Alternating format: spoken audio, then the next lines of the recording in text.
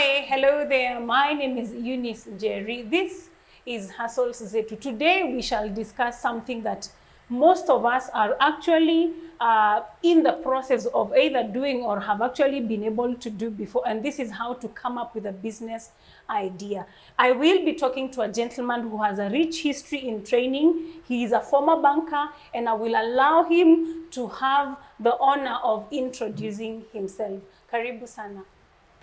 My name is Mutonyi. I am a business consultant. Okay. I run a company called GoldPlus Advisory. GoldPlus Advisory. GoldPlus Advisory. Okay. Where we do training, and that is on business, tax consultancy, and also audit. Audit. Yeah.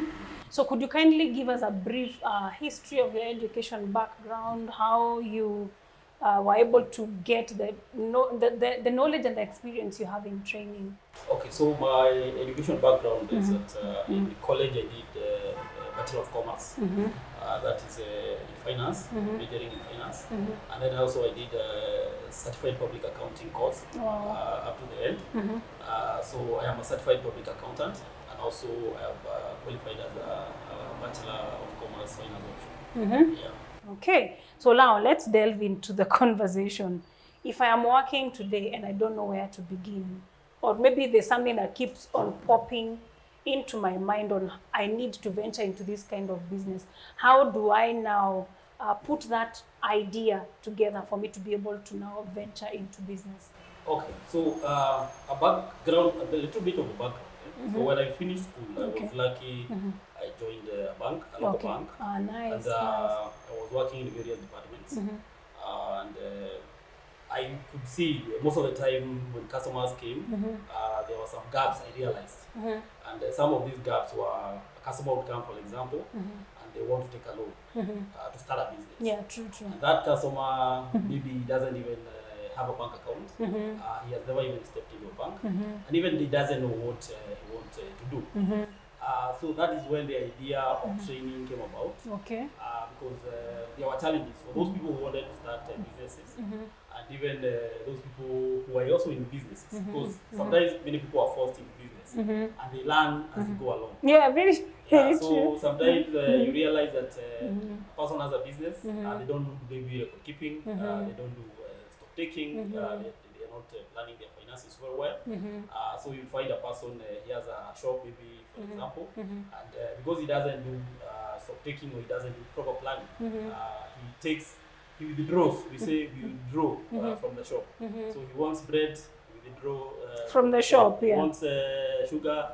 From the shop, when yeah. the child comes, we give them sweets. So at the end of the day, you realize that business does not succeed. Yeah, and they don't know why. So there were those challenges, and customers would come a lot and to ask for advice, and that is when I realized there was a gap. Unfortunately, for the bank I was working in, they had a position for business coaching. Ah, Because nice. I'm very passionate about that, and I had realized a gap, and that is when I applied for that job, and luckily I went into it, and now I started coaching business people. And I've been doing that even when I was in the bank, and even once I left the bank. So there is that aspect of people who want to start a business, and there is also the aspect of people who are already in business, and they have different challenges. As if you ask many business people out there, they tell you they have business challenges. It is so true. I am a business lady. We have so many. Yeah. And what happens most of the time is that for a sole proprietor, because many businesses in Kenya run small businesses, sole proprietor, is that the only part, the think tank is only one person. For big businesses, maybe for major companies like Safaricom, they have a board. The CEO has a board of people who advise him or her how to run the company. But for a small business, you realize it is only you to know when to do marketing, how to go about it, to hire a person, the direction the company is going to take. So that is the gap that we feel that we can have another, like a brain, a second brain, or another person that can come and support you because of all these challenges that you're facing, and maybe to be able to move forward, to strategize on how to move forward. So that is the reason of what I do, and I'm very passionate about it, advising clients. Maybe for those who want to start businesses, how to generate business ideas, and how to go about it. Okay. Yeah. So maybe you can take us, you've given us a very rich background on why you do what you do. So if somebody is employed right now and you're thinking, I need to venture into business, so where do they start? Like step one, a brief guide of how they can get into business. Wow, that's a very good question. Because many employed people start businesses and they start them on the wrong footing. And according to statistics, over 90% of the businesses don't see their that bad. 90% of the businesses don't see their bad. Goodness. That means if 10 businesses are started today, 3 years down the line, only 3 will survive. Wow. So that means 7 people have lost capital. They have lost their time. They have lost their resources. That is what befalls most employed people. And I am also happy because I am a happy victim.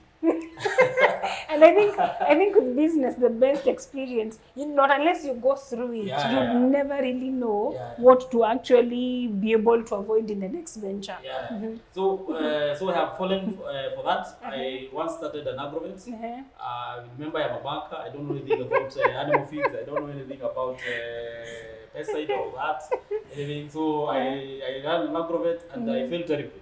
Because I employed a person. And once I employed this person, number one, the way I started the business was wrong. And also, even the employee I had trusted, she was like the owner because she knew. For example, she decided not to come today, or maybe I have to close because I know nothing about it. Oh my goodness! I know it. I literally know nothing about it. And also I didn't have a business continuity plan. So what I'm saying is, when you want to start a business, there are some factors, and I would want to say for employed people especially, they suffer a lot because you start the first business, you invest like 300,000. And it falls, it fails. You start another one, you invest another 300,000, it fails, you start another one, you invest 500,000. So by the end of it all, if you do cumulatively, the businesses, especially for employed people have started, you are going to find that person has gone to a loss of 1 million, 2 million, 3 million, which is a lot of money. It's a lot of money. So, and we have seen businesses fail because of various reasons. So there is, you can mitigate that, or you can insure yourself against that. And that is through how you start a business. It is not a foolproof, but it can help you so that business can stand. So how you generate a business idea is number one, is there a need? You need to look into the market. You need to do your research and see if there is a need in the market. Let's say, for example, it's raining. So there is a need for umbrellas. People to shelter themselves. True. So there is that need for people to cover themselves. So then you ask yourself, if it is raining, what am I supposed to? Which product can I buy that can help solve this need? And then you're going to realize maybe it's an umbrella or a shower cap. Nice. For ladies. Actually, so, we see. It's funny. We see these opportunities popping up. Exactly. Immediately it rains. Kuna hawkers wa umbrella na kuna hawkers wa shower caps. Opportunity. So that is a person who has been able to see the need and he comes or she comes up with a product that is to solve that problem. Immediately, and then he looks who will be the customer. Who will be the customer? Then they are going to say the customer is most likely a lady because men will watatembea tu hivyo they'll be rained on and they don't care. But for ladies, they want to cover their hair. They want their makeup not to run. Come off. The customer is the lady. And then how am I going to sell it? Like that is why you see them coming to the directly. They sell directly to that customer. So most of the time we fail in that whole process because number one, there is no need. So you start a business that has no real need. Exactly. Secondly, because there is no need, you don't know even you don't know. So you are going to fail because who to target, the product you are going to sell, and how you are going to sell. So that is the whole process. And if you don't get it right, the need, the product, the customer, and how you're going to sell it, it comes falling down. I know you have listened to people, and you have heard the person tell you they want to start a business, and when you listen to that idea, you know it is going to fail because it doesn't have the basics of a business idea. So those 4 things are very important. The need, the product, the customer, and how you're going to sell to that customer. So those basics are very important. And when many businesses are started, they don't have those basics. And when you move out there, you realize there is no market. of which you have already invested a lot of money, you have already invested a lot of resources, and because you didn't really get the gist of the whole process, you end up losing. So those are the basics of a business idea, which are very important when starting. Like you can say in my case, I just went because I knew there was an agrovet that was being sold. I just went into it. Because you had the money. There was because I have the money. Because that is especially for employed people. I have the money, I can take a loan, I can access a loan. Exactly. So the loan comes before even identifying the need. So you were actually running the agrovet when you were still employed? Yeah. So and I was even working far away, so I could come on Saturdays. That's why now the lady seemed to own the business. Exactly. And even one day she lost money, I remember. She called me around 10 in the morning. She told me that somebody had stolen 40,000 for M-Pesa because it was an agrovet and M-Pesa and a bank agent. And they told me that they had lost 40,000. And you are sure, you're pretty sure that the money was stolen. The lady stole the money. But there is nothing you can do. Oh my and goodness. She knows that if you fire her, you are going to lose 40,000. So it's like she has given herself a loan. So she'll be paying through. So you take her to the police, you write a statement. She continues working for you because now you fire and you lose the 40,000. It is true. Yeah. So if you get it wrong from the word go, you're going to lose a lot of money. The other thing I would want to mention is capital loss. The capital loss. Yeah. The capital loss, that is something that people don't see. We are saying you invest the first business and you lose 300,000. You invest another, you lose another 300. You invest another maybe 500, 1 million. You have lost maybe probably 1 million, 2 million. If you had taken a loan and when I was in the bank, I've seen this a lot. Maybe that loan will take 5 years to repay that loan. Yeah. That means you are paying for a loan maybe for 1 million for 5 years for something you cannot see. There is nothing painful as that. There is nothing painful as that. So it is better to minimize your risk as much as possible so that you don't lose. And then the other thing is, if you cannot be able to start in a big way, always start in a small way so that you preserve your capital. Exactly. That is something that many of us or many of people out there they don't consider. Because remember, you want to improve your chances over the long haul of survival. Yeah, so if you falter, maybe the third month or the fourth month, you lose out, and you cannot be able even to tweak your business to fit the market. But if you can be able to survive for 1 year, 2 years, you can be able to tweak your business and pivot, and maybe improve your business so that it can succeed in the market. Wow. So how can one generate business ideas? So what do they need to have, or how can they generate business ideas? So to generate business ideas, it should be alert. Number one is scanning the environment. Don't walk or don't live while you have closed your eyes. Be alert to the opportunities. Look around. Yeah, look around, scan the environment, what is happening. Be interested in what is happening. So you scan the environment and see what challenges are people are going through. Be interested.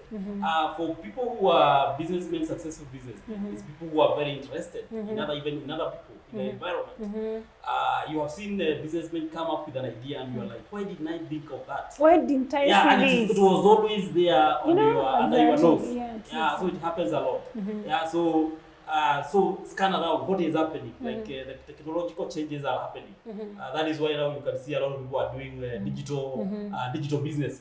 So those are people who are alert to the environment and they go on improving. Then the second one is experience. You go through an experience and you can use that and turn it as a business. So maybe for example, you go to a hotel and maybe you want to eat fish, let's say for example. So most of the time you go there, you order fish, and they don't have fish. And so that is a personal experience, and you're very disappointed, maybe because you love eating fish. You realize maybe in a whole town center, or in a certain place, in a certain locality, people don't have this product. And if you do market research, now you can go and come up with that idea and start a fish business. So your experience can also enhance, can also create a business idea, and even another person's experience. The other is experienced business people. We have people who are very open, experienced business people. They can tell you how they started, how they generated an idea, how they moved and they created a business. So you can also go to them, talk to them, or even observe. And I think this is where, for startups, very many are advised to get a mentor. Get somebody to mentor you, or start working or looking for these people who already have won in the marketplace, you know, like the big men and the women in the marketplace, because you will learn, you know, even when they're sharing the experiences, one is able to know what do I avoid, what do I look out for. It's very important. Yeah, it's very important. That is very important. That looking for a mentor and even working under a mentor. What we Working call under, like, apprenticeship. oh So you have gone to school, you have done welding, and you don't know how to go about the business, the whole business idea, or you have done beauty, you don't know how to run a salon.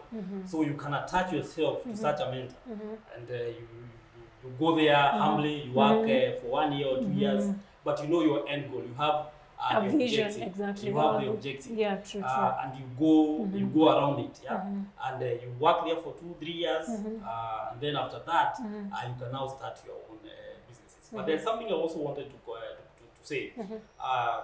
Business is not for everybody. You should also assess your capabilities to run a business. Actually, I was gonna ask, I think next, the characteristics of an entrepreneur. So you have to be very goal oriented. That is why I said if you are working for somebody, you have to be very goal oriented. Exactly. So you have that vision, you have that goal that you want to reach. Many other times that many people don't have that goal and they cannot persevere, even maybe to work for somebody for 2 years to learn the craft. So you have to be very goal oriented. Then the other thing is also risk management. You have to be somebody who can be able to manage risk or take manageable risk. So for example, when we say it is raining, let's just use that example. Remember, you can go and buy the shower caps, and then you come in the market, and then try selling, and there is no, maybe only you get to sell a few. Remember, you are a man, you cannot wear the shower caps. So that means you have to wait another rainy day.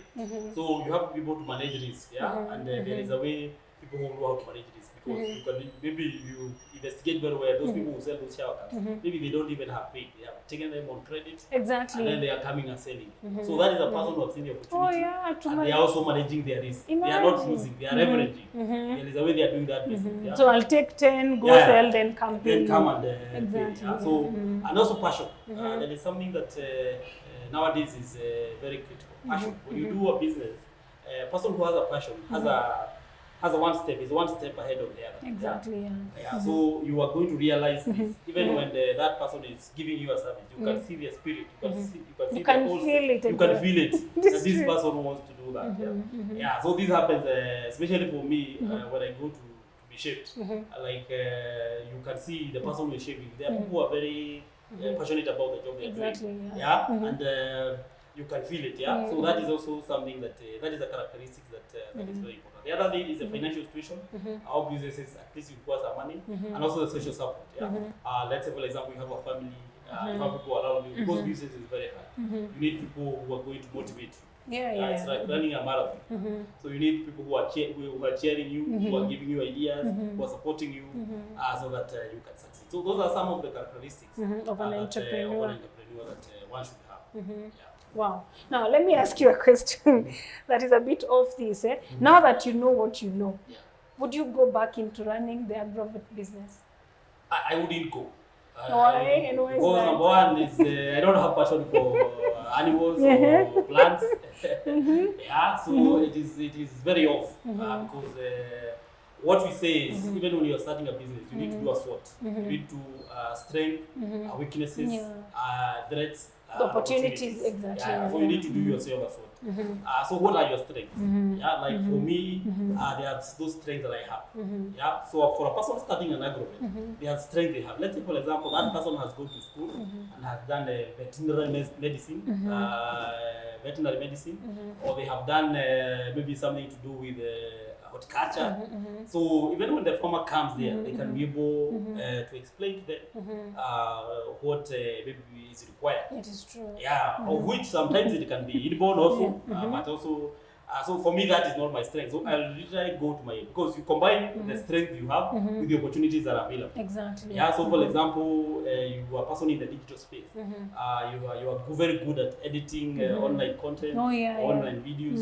Let's say for example, and also there is this opportunity of rising digital market. Yeah, so you combine the two because you can see the world is moving into a digital space, and you're very good at that. And you know, like there's some people I always see on WhatsApp, they are posting very funny, their pictures, their funny videos. Yeah, so that person has a strength in that area. Oh, they have a strength. Yeah, they have a strength in that area. Yeah? So then if they moved into the digital space, they will not even get bored doing that work because there is opportunity of the rising digital market. They have that strength. So if you combine the two, it can help. So I will not go back, but for everybody doing a business, or for it helps a lot if you have a strength and also the opportunities that are arising. Okay. Yeah. Okay. So what is a business plan? After now, one has an idea. So how do they come up with a business plan? Okay. So after you have the idea, so you generate as many business ideas as possible. Then you use a SWOT, use the SWOT to select the best business idea. Because you have to select one. So you have many business ideas. So you have to select one that now you go with. Yeah. So now you have to create a business plan.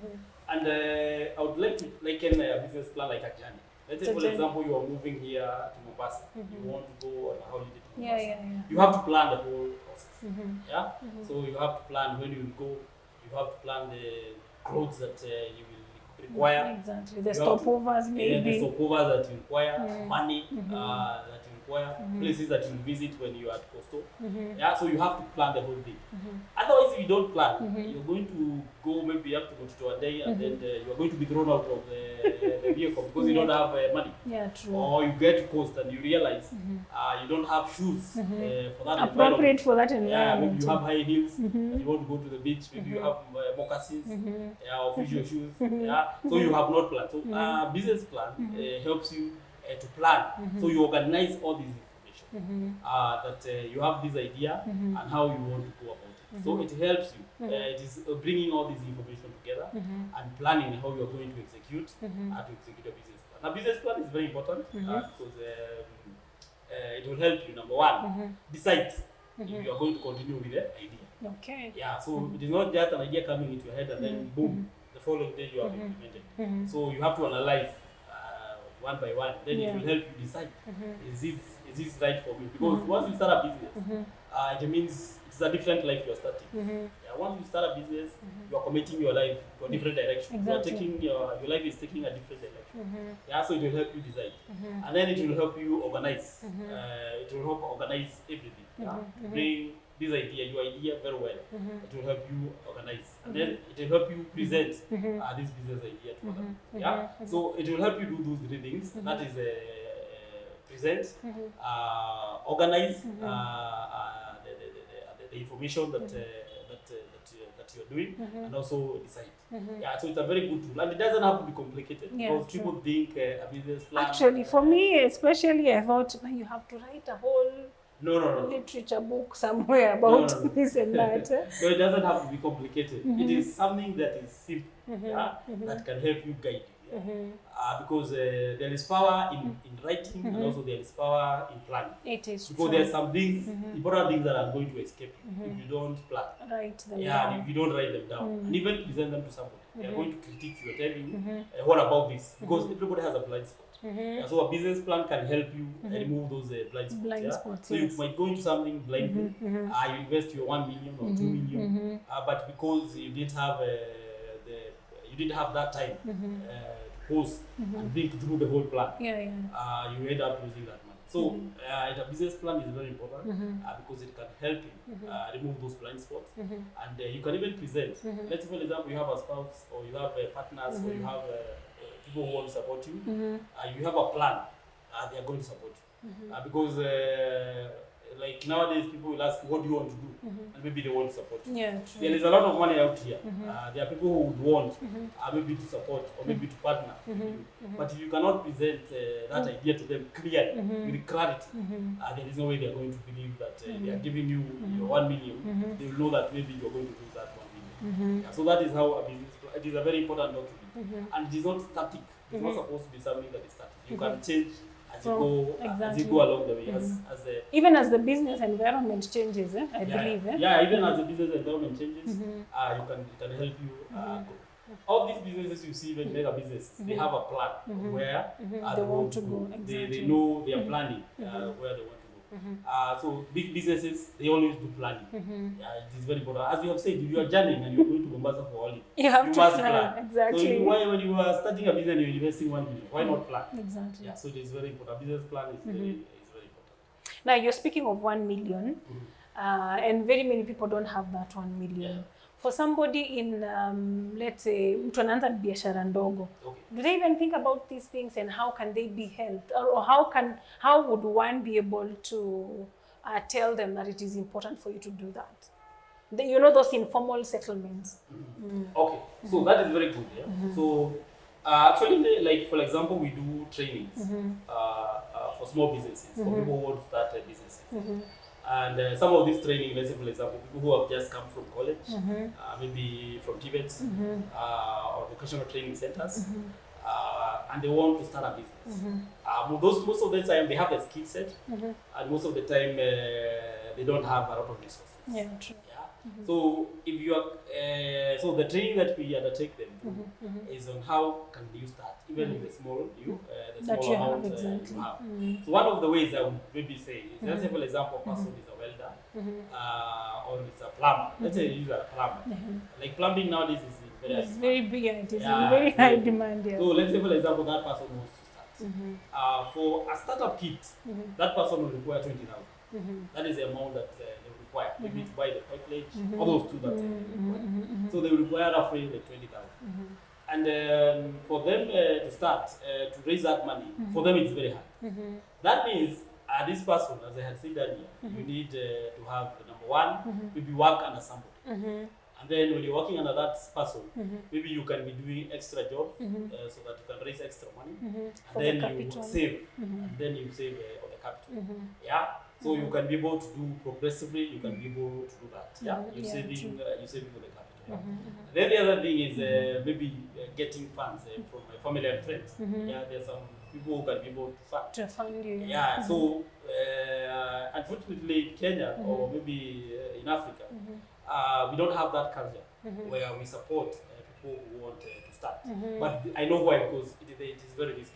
But we should have that culture, like the way we do when a person is doing a wedding, we contribute money, a lot of money, going to be 300,000, 400,000. When a person is going to be the Lord, you contribute a lot of money. I think maybe it stems from, even we've seen and we've heard people say, even from our own families, we are fought. Nobody wants to see another person rising. But when you die, Ntaleta pesa because you're no longer a threat to me. I don't know why we have that, but it's a very unfortunate thing. It's a very unfortunate culture, but it's something that can be changed. And people, if you have a very good plan, people do support one another. Exactly. I've seen people supporting one another. So you can raise money from that level, because we are saying it is 20,000. Yeah, true. So you can go and you have a plan, and people support people who are very hardworking. Yeah, so you can be creative. And, you can go along around that. So and also even banks. Banks do fund, not necessarily direct. There are some products in the banking sector. Let's say, for example, that small businesses can be able to raise. But because they are very risky, some of these products require people to come together. Yeah, true. Because if you lend one person, it's very risky. So it requires people to come together, to form groups. Yeah. So you might look for people of the same interest, maybe people you know very well, and you form a group. And when you go to bank, they can be able to fund you, or even youth fund. Yeah, there is an existing fund, youth fund, and they lend money. Many people don't know this, but if you go to youth fund and you have a group that is well structured, they are going to give you money. Wow. So if people really are disciplined, because most of the time the reason people don't get access to this money is because they are not disciplined, or because they don't have a plan. But if people really are organized, let's say for example young people, they can go to these funds and they can get money. So there is a lot of money people can access, but they need to be trained so that they can minimize the risk. We can de-risk them, yeah, so they can minimize that risk. So that even when that person is going to that field, they can minimize it. So the funds are there, but there is also the part that the person who is receiving the funds needs to do. Wow, wow. Now, kitambo, we used to hear about, you can walk into a bank with a business plan. I don't know whether that is still possible today. Interestingly, I think in the year 2021, I was privileged to sit with a team, a delegation that had come from Stanbic Bank, their head office, and then the branch manager here had invited me. So I actually heard that Nakuru City has the greatest number of startups in Kenya, but unfortunately most of them fail. Why is that?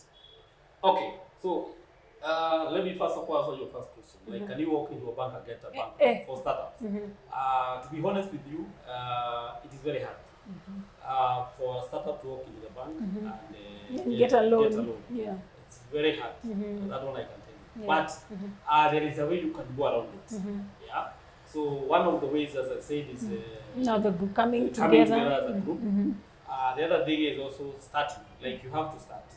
And once you start, start borrowing as little as you can. Yeah. So as you grow your business, grow what we call your credit worthiness. So borrow 20,000 or 30,000. Rudisha. Yeah, then pay.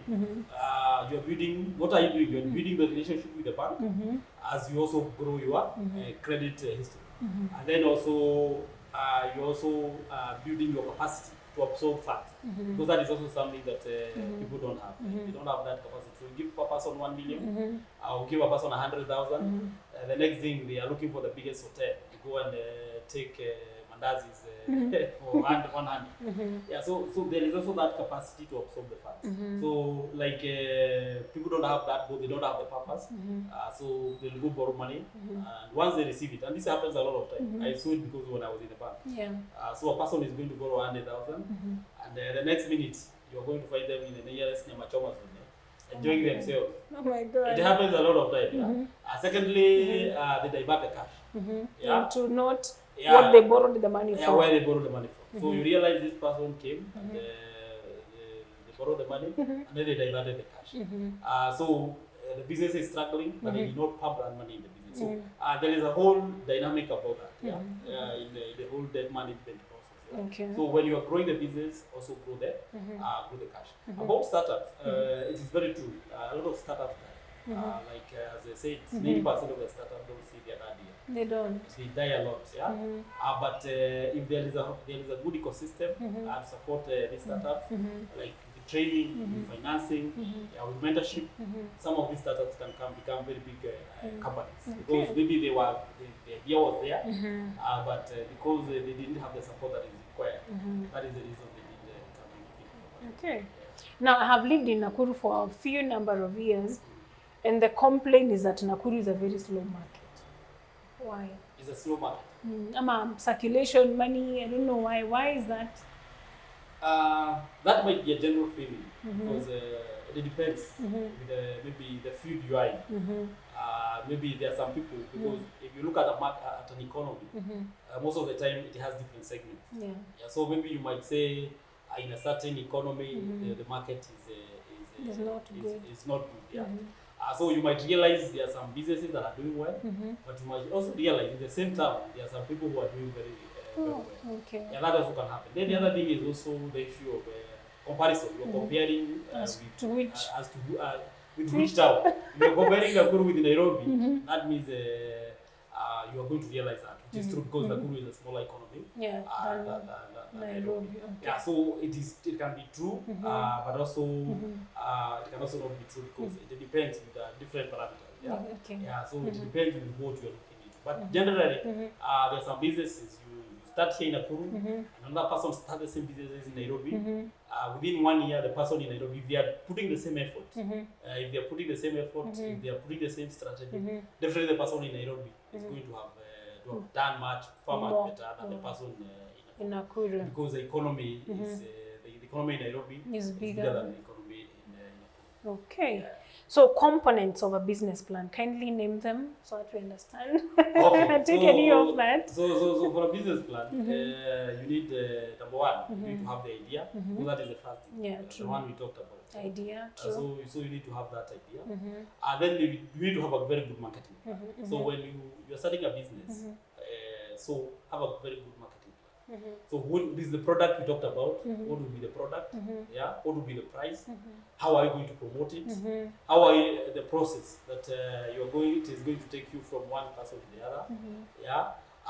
The branding that you're going to have around that business. So you have a very good marketing plan, even from the word go, so that you don't start something and then you realize you don't know how to move it into the market. So you must have a very good marketing plan. The other thing is costing, and this is where a lot of businesses fail. Like I am selling tea. Let's say, for example, I open a hotel. I have not costed the tea very well. I'm just selling the other person. Hotel flani. Yeah, hotel flani knows him. So I'm selling like them. But I have not costed how much did I use to make this tea. I realized maybe I bought milk at a certain price, I have staff to pay, I have rent to pay. You have to bring all these components and price your product very well. Many businesses run into a lot of losses because they did not cost their products very well. Yeah, so you have to have a plan of costing even before you open that hotel. Like have a costing plan. Like how are you going to cost your product? Does it make sense? So you realize if I sell tea at 40 bob and at 50 bob, I need to sell 100 cups.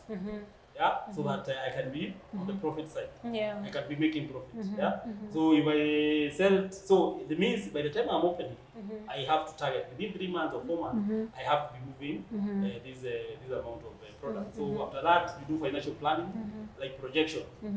Many businesses, once you start the business, you don't make money immediately. But remember, the landlord wants their money, their rent at the end of the month. So you need to have a projection, financial projection that I can be able to move for a certain period with this amount of money. So I'm selling, maybe I have a loan, maybe I have some capital I had saved. So I need to do the financial projection. Like I'll be able to survive.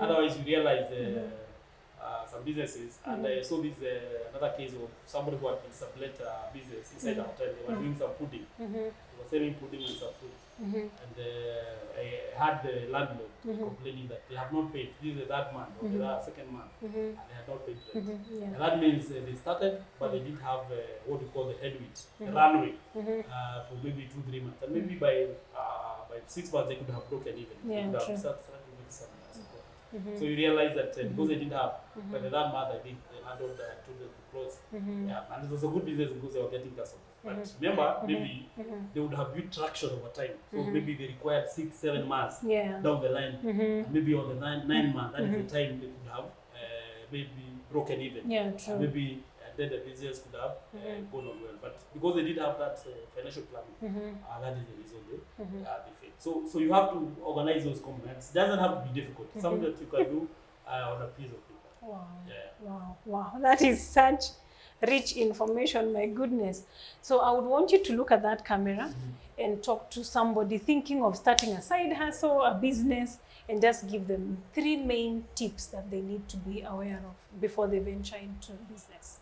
And then you can also give your contact information and your company name. Okay.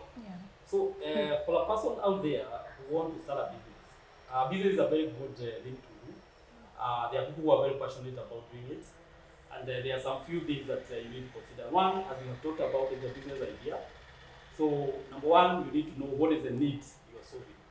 That is very important. The needs always come first. So if the product you have is not solving any needs, that business will fail from the one. So the need is very important. Then the product that is going to solve that need. After the product that is going to solve that need, the customer that you are going to sell that product to. And then finally, how are you going to reach that customer? So that is those 4 things are very important. And also planning is very important. Plan like how you're going to do marketing, how you're going to do posting. It is very important. Don't just dive into the deep end of the pond. Just try to plan. Starting small is also another thing that you can do, and also apprenticeship, like working under somebody. Being humble enough to go and work under somebody for a few days, for a few years, or maybe for a few months, so that you can learn the craft. So it is very important, and maybe you want to consult us, maybe we support you in this whole process, we can do that. So you can follow us on our pages. We are GoldPlus Advisories. GoldPlus, the hub, GoldPlus Advisory. That is our company name. My name is Francis Mutonyi. You Google me online, you can find me. And you can also reach me on my social media handles. That is at Francis Mutonyi. You can also reach me. So thank you. Looking forward to maybe engaging with you in this endeavor to start your business. Thank you. Wow. Thank you so much. My goodness, you have such rich information. I wish some of us got to know you before we ventured into business. But anyway, I'm happy now that I have your number. I also wish I got to know myself before I ventured into my agrarian business. You would not have lost some money. I would not have lost money. Okay. Wow, interesting. So I hope that you have learned something. Thank you for watching Hustles Z2. Remember to let your light shine in the marketplace. Bye-bye.